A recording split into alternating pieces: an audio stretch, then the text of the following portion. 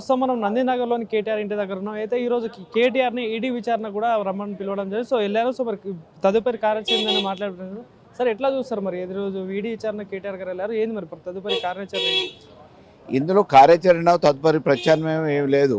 వాళ్ళు ఏకైక లక్ష్యం ఏదో రకంగా నెపం మోపి అరెస్ట్ చేయాలి.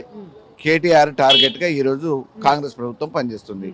వాళ్ళ లక్ష్యం నెరవేర్చుకోవడానికి లేనిపోని ఆరోపణలతోని అక్రమంగా కేసులు పెట్టి జైలుకు పంపించాలనే ఒక ఆలోచన తప్ప ఇంకొకటి లేదు. ఆల్రెడీ గవర్నర్ గారి దగ్గరికి మామూలుగా అనుమతి కోసమే ఢిల్లీలో చక్కర్లు కొట్టి వాళ్ళ ప్రదక్షిణలు చేసి అనుమతి తీసుకున్నారు. తీసుకున్న తర్వాత ఈడీ కేసును కూడా పెట్టించే దాంట్లో వాళ్ళు వేరు కాదనడానికి ఈరోజు ప్రత్యక్ష నిదర్శనం. కాంగ్రెస్ బీజేపీ ఇద్దరు కలిసి మూకుమ్మడిగా ఇవాళ బీఆర్ఎస్ మీద కేటీఆర్ గారి మీద దాడి జరుగుతూ ఉంది. అంటే హైకోర్టు కానీ సుప్రీంకోర్టు కానీ ఏదైతే క్వాష్ పిటిషన్ని కూడా రిటర్న్ చేయడం జరిగింది. సో ఏమై ఉండొచ్చు అనుకుంటున్నారు? సో న్యాయపరంగా మాకున్న వెసులుబాటు ఏదైతుందో ఆ వెసులుబాటు ప్రకారం మా పోరాటం చేయడానికి న్యాయపరంగా సంప్రదించడం జరిగింది. న్యాయస్థాన పరంగా వాళ్ళ పరిధి హైకోర్టులో మామూలుగా ఉంది కాబట్టి ఆ పరిధిలో మీరు చూసుకోండి అని చెప్పేసి సుప్రీంకోర్టు అన్నారు. మేము విరమించుకున్నాం. హైకోర్టుకి కక్ష సాధింపు చర్యల్లో భాగంగా చేస్తున్నారు కాబట్టి న్యాయస్థానాన్ని సంప్రదించడం అనేది ఒక ఆనవాయితీ ప్రకారం చేయడం జరిగింది. ఏదున్నా మామూలుగా వాళ్ళు ఇచ్చిన నోటీసులకు హాజరు కావడానికి సిద్ధమే, వాళ్ళు ఏ వివరణ అడుగుతా ఆ వివరణ ఇవ్వడానికి సిద్ధమే అని చెప్పేసి కేటీఆర్ గారు కూడా అనేక సందర్భాల్లో చెప్పారు. ప్రభుత్వం నడిపిస్తున్నప్పుడు ప్రభుత్వ ప్రతిష్ట పెంచడానికి తీసుకుంటున్న నిర్ణయాలలో భాగంగా అప్పటికప్పుడు ప్రొసీజరు ఏదైనా మామూలుగా అప్పటికప్పుడు ఫుల్ఫిల్ చేయకపోవచ్చు.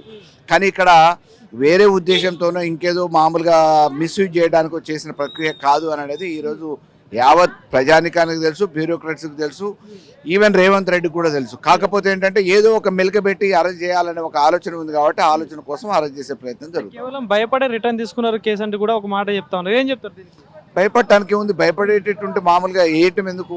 న్యాయస్థాన పరంగా ఇది కింది కోర్టులో జరిగింది కాబట్టి మీరు ఏదైనా ఉంటే అక్కడ వాదించుకోమని అన్నారు. మేము కూడా విరమించుకున్నాం. అందులో ఇప్పుడు కేసు ఒకళ్ళు గెలుస్తారు, ఒకడు ఓడిపోతారు. అయినంత మాత్రాన వాళ్ళ దాంట్లో ఏమి లేదు అనేది ఏం కాదు కదా. ఒకవేళ అసలే లేకపోతే మామూలుగా అన్ని రోజులు పోరాటం జరగదు కదా.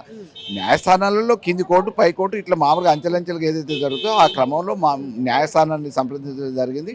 మీరు కింది కోర్టులో చూసుకోమని అన్నారు కాబట్టి డెఫినెట్గా విరమించుకున్నాం. అయితే ఈ ఫార్ములా ఈ కార్ రేస్లో విషయంలో కూడా భారీ ఎత్తున కూడా డబ్బు మార్పిడి జరిగిందంటూ కూడా ఆరోపణ చేస్తారు. ఎంతవరకు వాస్తవం? నిజంగా మరి అట్లాంటి సిచ్యువేషన్ ఉందా అంటే ఏం చెప్తారు? ఈడ ఇచ్చిన పైసలు ఆడికి చేరుకున్నాయి అనేది క్లియర్గా వాళ్ళు చెప్తున్నారు. పైసల దగ్గర ఎక్కడ కూడా కన్ఫంటేషన్ లేదు. ఆ పైసలు ఒకవేళ వద్దు అని అనుకుంటే ఇది కొనసాగించడం ప్రభుత్వానికి ఇంట్రెస్ట్ లేకపోతే కాంగ్రెస్ ప్రభుత్వానికి మీరు మా పైసలు రిటర్న్ చేయొచ్చు అని చెప్పేసి కరస్పాండెన్స్ ఈ 1 year కాలంగా చేయాలి కదా. మరి ఎందుకు చేయలేదు రేవంత్ రెడ్డి గారు? ఆ కరస్పాండెన్స్ చేయకుండా ఎందుకు మానేసారు? మరి ఇన్ని రోజులు ఎందుకు హైడ్ చేసారు? ఎప్పుడైతే జరిగిందని నోటీసులో ఉందో అప్పుడే కేసు రిజిస్టర్ చేసినప్పుడు మరి దానికి సంబంధించిన ఒకవేళ కొనసాగిస్తే ముందుకు పోవటం, ఒకవేళ కొనసాగించడం ఇష్టం లేకపోతే మేము విరమించుకుంటున్నాం, మా పైసలు రిటర్న్ చేయండి గవర్నమెంట్కి అని చెప్పటం. ఏ రెండూ చేయలేదు కదా.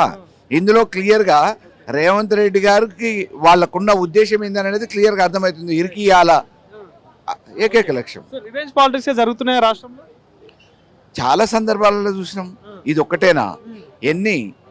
ప్రతిరోజు మామూలుగా ఏదో రకంగా అల్లు అర్జున్ కేసు చూడండి, ఇంకోటి చూడండి, హైదరాబాద్ విషయం చూడండి, లగచెల్ల చూడండి. ఆయన సొంత నియోజకవర్గంలోనే రైతులు తిరగబడితే గుంజుకునే ప్రయత్నం చేస్తే మరి ఉన్న ఆధారాన్ని కోల్పోతున్నామేమో అనే ఒక భయాందోళన మధ్యన మామూలుగా అడిగితే ప్రశ్నిస్తే వాళ్ళని తీసుకుపోయి జైల్లో పెట్టిన సందర్భం చూసినాం.